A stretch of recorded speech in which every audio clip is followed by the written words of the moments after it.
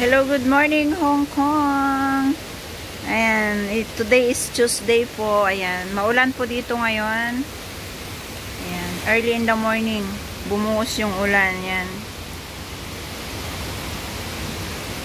Sabi po nila is whole week daw na ganitong sitwasyon dito.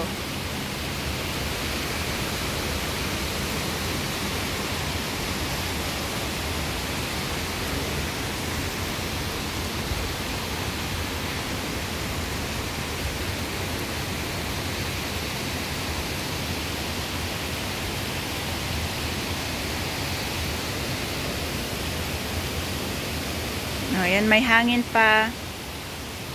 Ayan, nasa ano kasi kami, nasa second floor, fourth floor kami. Ayan, kaya kitang-kita sa baba po. Ayan, kung gaano kalakas yung ulan. Ayan, yung mga cars, o ayan, yung mga tubig na. Medyo naano na rin yung tubig sa may kalsada. Grabe.